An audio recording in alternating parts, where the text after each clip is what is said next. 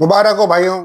पहला मैच आप हार गए ट्राई सीरीज का against New Zealand by 78 runs. Glenn Phillips was the star of the match.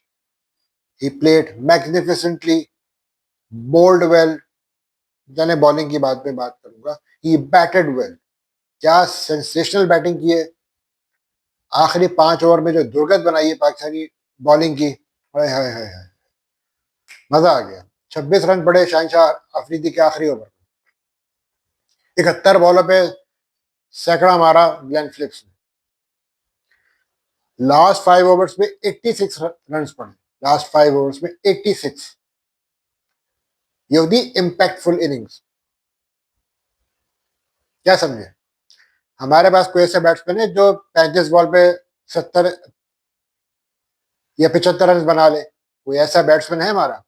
मुझे तो नहीं आ रहा नजर। बैट्समैनों ने इतनी डॉट बॉलिंग खेली कि तौबा है मेरी। 252 रन बना पाई 47.4 ओवर्स में लगभग। सिवाय फखर जमान के, जिन्होंने 84 रन बनाए 64 बॉल्स पे, कोई भी दिलेरी से बैटिंग नहीं कर सकता। कामरान गुलाम, बाबर आजम, मोहम्मद रिजवान, तैयब ताहिर, ऑल्दो तैयब ताहिर और सलमान अली आगा की 50 ओवर की पार्टनरशिप भी बिल्डअप हुई, लेकिन उसको कैपिटलाइज नहीं कर पाए। आप अपने ही होम कंडीशंस में स्पिन को नहीं खेल पा रहे। Out of 7, 6 batsman they were fallen against spin. Mitchell Santner 3 wicket लेके जा रहा है, ब्रेसवेल 2 विकेट लेके जा रहा है, ग्लेन फिलिप्स 1 विकेट लेकर जा रहा है। तो 6 विकेटें तो ये ले गए स्पिनर्स न्यूजीलैंड के। सोचे न्यूजीलैंड के स्पिनर्स 6 विकेटें लेके जा रहे हैं और मैट हेनरी ने 3 विकेटें ली। हमारे अबरार भाई ने सिर्फ अच्छी बॉलिंग की, 10 ओवर में 41 रन दिए उन्होंने, 2 विकेटें हासिल की। और इसके अलावा शाहीन शाह अफरीदी ने 3 विकेटें हासिल की। 88 रन पड़े उनको। वर्ल्ड कप 2023 में अगेंस्ट न्यूजीलैंड 90 रन पड़े थे, इस बार उनको 88 रन पड़ गए। चले, हारिस रऊफ को साइड स्ट्रेट इंजरी हो गई। अब पता नहीं वो फिट हो भी पाएंगे चैंपियंस ट्रॉफी के लिए, क्योंकि करीबन 11 फरवरी लास्ट डेट है। अगर आपको रद्द-बदल कर सकते हैं अपनी स्क्वाड में तो कर सकते हैं। देखें क्या होता है, क्योंकि अब पैनिक बटन दबेगा आज के मैच के बाद। यार दोस्तों, मैंने पहले भी कहा था कि 2 रेगुलर स्पिनर्स चाहिए आपको। खुशदिल शाह नहीं कर पाए क्योंकि एक अरसे बाद वो टीम में आ रहे हैं, उनसे बॉलिंग नहीं हो पाई। सिर्फ अबरार ने ढंग की बॉलिंग की, सलमान अली आगा भी इतने इंप्रेसिव साबित नहीं हुए। नसीम शाह ऑफ कलर दिखाई दे रहे हैं, 10 ओवर में 70 रन पड़े उनको। I don't know what happened to Naseem Shah. मुझे समझ में नहीं आ रहा उसको हुआ कि अच्छा खासा बॉलर, फ्रंट लाइन बॉलर है आपका, और वो विकेट नहीं ले पा रहा। ना वो विकेट ले पा रहा है, ना वो रन रोक रहा है। शाहीन शाह अफरीदी ने मिडल ओवर से बहुत अच्छी बॉलिंग की, शुरू में बहुत अच्छी बॉलिंग की, आते ही पहली ओवर में ब्रेक थ्रू दिया। आखिरी ओवर में ठीक है मार पड़ गई, शाहीन ने बुरी बॉलिंग की, प्रेशर में आ गया। वही ना, डेथ ओवर्स में हमसे बॉलिंग हो ही नहीं रही। हम पाकिस्तानी टीम के बॉलरों से डेथ ओवर्स पे वो बॉलिंग ही नहीं कर पा रहे। अब सोचे अगर पाकिस्तान अगर सेकंड बॉलिंग करे और डेथ ओवर्स में, तो इन पिचों पे मार पड़ेगी। ये तो फ्लैट पिचेस है भाई। जिस तरह वर्ल्ड कप 2023 में भी इंडिया में फ्लैट पिचेस थी, इस तरह यहाँ पर भी आपको फ्लैट पिचेस मिलेंगी। मैंने पहले ही कहा था 300 से अबव का टोटल बनेगा। और जब ये मैच स्टार्ट हुआ था मैंने कहा था कि 350 रन की पिच नजर आ रही है मुझे, और 330 रन बना दिए उन्होंने।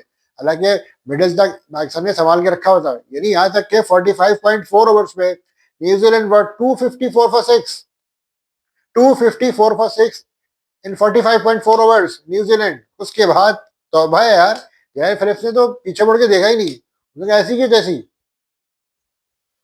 330। मैंने कहा ये क्या हुआ, इतनी घटिया बॉलिंग, इतनी घटिया बॉलिंग यार। अक्सर के हमारे वही में प्रेशर पड़ता है, ये आउट ऑफ कंट्रोल हो जाते हैं।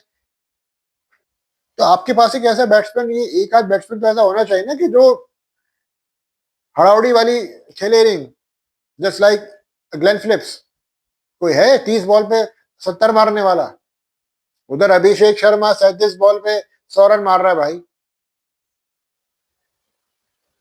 मेरे ख्याल में इंडिया को चाहिए कि अभिषेक शर्मा को ले ले ओडीआई स्क्वाड में। वो 10 ओवर के पावर प्ले में तहस नहस कर देगा अगली टीम को।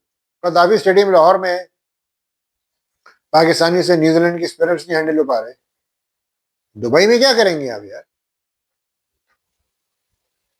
दुबई में इंडिया के स्पिनर्स को आप कैसे टैकल करेंगे? अगर वरुण चक्रवर्ती, कुलदीप यादव और रविंद्र जडेजा या अक्षर पटेल, इनमें से कोई कॉम्बिनेशन आ गया आपके सामने, तो आप तो नहीं इनको टैकल कर पाएंगे। बहरहाल Glenn Phillips man of the match का अवार्ड ले उड़े, बिल्कुल हक बनता है उनका। फील्डिंग वो अच्छी कर रहा है, बैटिंग वो अच्छी कर रहा है, बॉलिंग वो अच्छी कर रहा है। बाबर आजम को पता नहीं क्या हो गया। Babar Azam once again is not feeling comfortable against the off spin. Open उन्होंने आज किया, लेकिन सारा लोड फखर जमान पे पड़ा। फखर जमान ने सिंगल हैंडेडली प्रेशर लिया।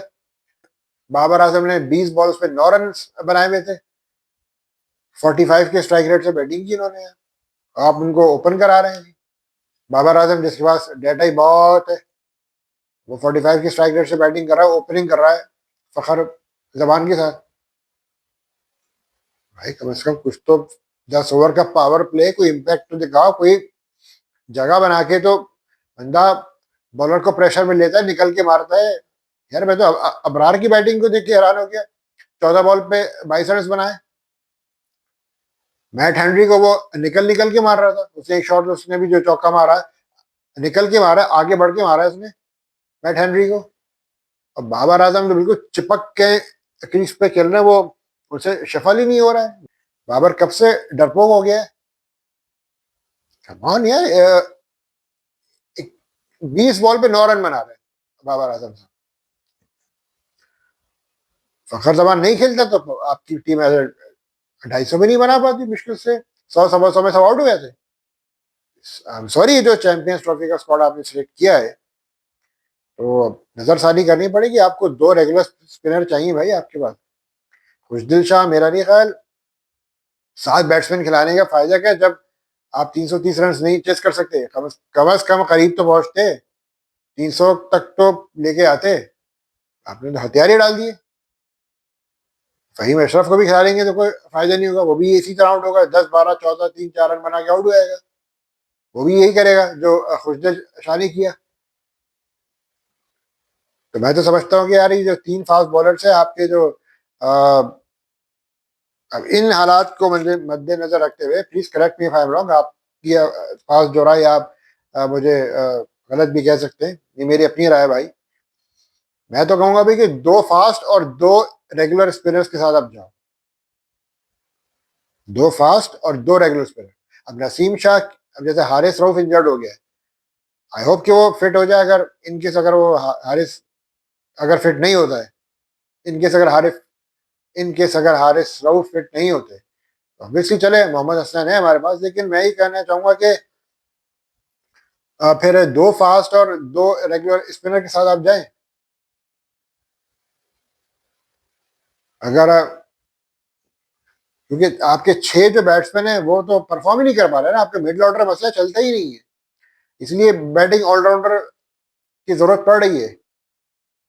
अब खुशदिल शाह या फहीम अशरफ, कोई में से कोई प्लेयर तो आपके पास ऑलराउंडर तो होना चाहिए ऑब्वियसली। अरफात मिनास, लेकिन इज टू यंग, उसको तो अभी एक्सपीरियंस नहीं है। बड़ा अच्छा ऑलराउंडर है वो Arfat Manas, left arm Orthodox spinner है अरफात मिनास, बैटिंग भी बहुत अच्छी करता है वो। लेकिन ये कि अब क्या उसको खिलाना सूटमैन साबित होगा, नहीं होगा। अब अगर आप, क्योंकि आपको 7 बैट्समैन तो चाहिए, लेकिन फिर भी कद्दाफी स्टेडियम की पिच पे आपके 7 बैट्समैन भी नहीं चल पा रहे, मिडिल ऑर्डर बिल्कुल ही फेल हो रहा है आपका, डेथ ओवर्स में आपसे बॉलिंग नहीं हो रही। तो सॉरी, मुझे तो नहीं समझ में आ रहा है। ये आज के मैच में तो पाकिस्तान ने बहुत मायूस कुन कारकर्दगी का मुजाहरा किया है। बैट्समैनों ने तो बहुत ही खराब खेला, कामरान गुलाम, बाबर आजम, मोहम्मद रिजवान। मोहम्मद रिजवान का मुझे समझ में नहीं आता यार कि भाई इस आदमी को मैं क्या बोलूं, कि बॉल जब मिडिल स्टंप पे आ रही है तो तुमको ऑन साइड पे खेलने की, ऑन साइड पे फ्लिक करने की क्या जरूरत है भाई। इस चक्कर में बॉल मिस कर जाती है और प्लामिंग फ्रंट हो गए। बाबर आजम से ऑफ स्पिन नहीं खेली जा रही, इतनी पीछे पड़ के बॉल आई थी, जरा स्पिन में बाबर आजम को ऑन साइड पे अपिश स्ट्रोक खेल रहे हैं यार, तो क्या कैच लिया है ग्लेन फिलिप्स ने। कैचिंग भी इनकी यार, फील्डिंग देखो उनकी भाई, they know how to take outstanding catches. आपसे आउटस्टैंडिंग कैचेस लिए जाते हैं। फर्क है, फील्डिंग का बहुत बड़ा फर्क है, वाजे फर्क है। देखिएगा, फिटनेस है भाई, उनकी फिटनेस, उनकी उनकी फिटनेस और आपकी फिटनेस सामने है। मुझे तो यार ये समझ में नहीं आ रहा कि आज, अभी तो आप इनसे हार गए, पहला किस तरह पाकिस्तान इम्प्रोवाइज करेगा, लेकिन हाय बाबू मुझे समझ में नहीं आ रहा, क्योंकि अब मामला कुछ और लग रहा है। और इंडिया तो छोड़े, अगर पहला मैच अगर आप न्यूजीलैंड से हार गए तो, अभी तो अगर आप हार गए, लेकिन अभी चैंपियंस ट्रॉफी में भी पहला मैच उन्हीं से पड़ेगा, और पहला मैच उनसे अगर आप हार गए, क्या न्यूजीलैंड से जीत पाएंगे इंडिया, तो बहुत बात की बात है। अगर आप नहीं जीत पाए न्यूजीलैंड से पहला मैच, अभी तो डेविन कॉनवे नहीं खेला था उनका ओपनर, यंग को खिलाया था। तो बहरहाल आपकी batting line once again they failed miserably, इनको बैटिंग करनी चाहिए थी। चले रन पड़े जाते हैं आखिरी के ओवरों में, इस तरह की बैटिंग हो जाती है जिस तरह से आज ग्लेन फिलिप्स ने की, लेकिन हमारे बैट्समैनों को भी तो रन करने हैं यार, हमारे बैट्समैनों को भी रन करने चाहिए भाई। फखर ने 84 बनाए, उसके अलावा बाबर आजम, कामरान गुलाम, मोहम्मद रिजवान, सलमान अली आगा 40, 30 तैयब ताहिर। यार दिस इज नॉट ऑन, ये नहीं चाहिए। 29 बॉल में 30 रन बना रहे तैयब ताहिर, सलमान अली आगा भी 40 रन बना रहे रो रो के, और अगला जो है वो 30 गेंदों में 60 बनाया था, 40 गेंद में 80 बनाया था।